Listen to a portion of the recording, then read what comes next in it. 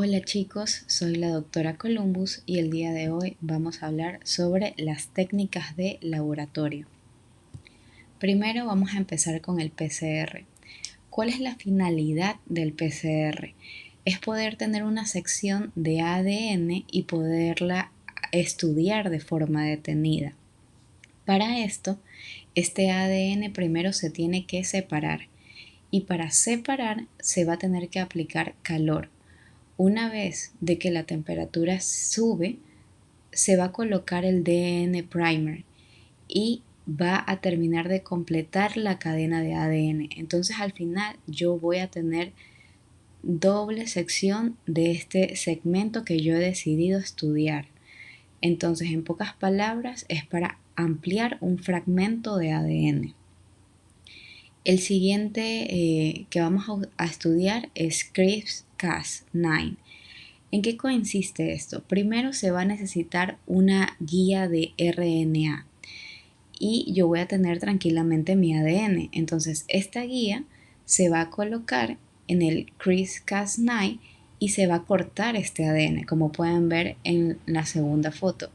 Se va a cortar. ¿Y cuál es la finalidad de cortar un pedazo de ADN? Por ejemplo, si yo tengo un patógeno y quiero sacar la sección de virulencia de ese patógeno, con esto lo puedo hacer. O por ejemplo, si yo tengo alguna enfermedad y sé el lugar correcto donde se encuentra esta patología, es decir, la parte genética donde se encuentra, se puede retirar esa sección. ¿Y qué termina pasando? La primera es que el ADN con el DN polimerasa termina de completar la cadena o se puede colocar otro fragmento de ADN. El tercer que vamos a estudiar va a ser Blurring Procedures. ¿En qué consiste esto? Vamos a tener ADN y este ADN, ¿sí?, se va a copiar en una especie de electroforesis y yo voy a poder tener mi ADN copiado. Entonces, una vez de que yo tengo ya mi ADN copiado, yo voy a colocar, por ejemplo, en este caso, si vamos a usar el Southern, lo que va a hacer esto es que vamos a poder transcribir el ADN. Pero, por ejemplo, si es Northern, ese en cambio va a ser exactamente lo mismo, pero con RNA. Y si es Western, vamos a usar proteína. Y si va a ser Southern Western Blot, va a ser la unión de estos, es decir, del DNA con la proteína. ¿Cuándo se puede usar este tipo de pruebas? Cuando queremos descubrir si hay similitud, ¿no?, entre, por ejemplo, un padre y un hijo, ¿no? Tenemos el ADN y el ADN complementario se va a unir a ese ADN. Entonces, si se marca en la hoja, ahí se puede ver la similitud. La siguiente prueba que vamos a tratar es flow cytometry.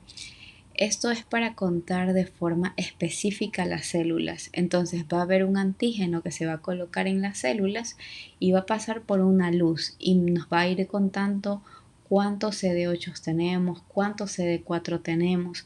Específicamente esto se puede usar para enfermedades como neoplasias, para contar de forma específica las células que tiene ese paciente.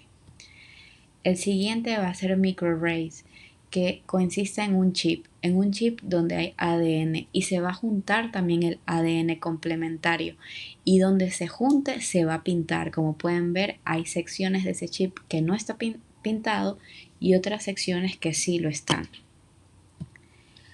El siguiente que vamos a estudiar es ELISA. ELISA consiste en que yo tengo un antígeno, ¿sí?, y un anticuerpo se va a unir a ese antígeno. Cuando se une así, de esa forma que estoy explicando, como se puede ver en la primera imagen, es de forma directa. Y en cambio, de forma indirecta es cuando tengo el antígeno, tengo un anticuerpo y aparte de eso tengo otro anticuerpo que se me une al primer anticuerpo.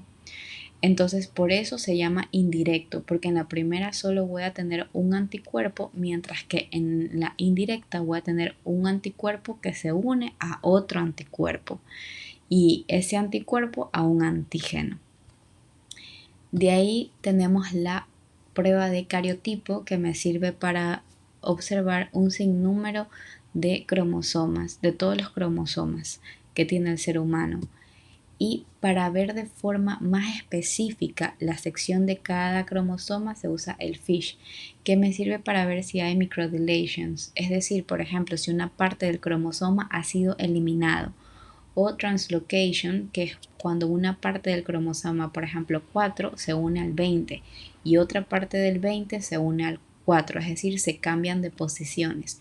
Y duplicaciones como por ejemplo el síndrome de Down, o también conocido como trisomía 21. Por último tenemos molecular cloning. ¿En qué consiste esto? Esto sirve, por ejemplo, si queremos duplicar una sustancia de nuestro cuerpo. Colocamos una sustancia en nuestro cuerpo en la parte del ADN de la bacteria. Entonces, está el ADN de la bacteria y colocamos lo que queremos replicar. Y a eso se le pone también a una proteína para que sea resistente a anticuerpos. Entonces, cuando la bacteria se comienza a replicar, yo voy a tener la replicación de la sustancia que yo deseo tener. Si les gustó, por favor no se olviden de darle like y suscribirse. Muchísimas gracias.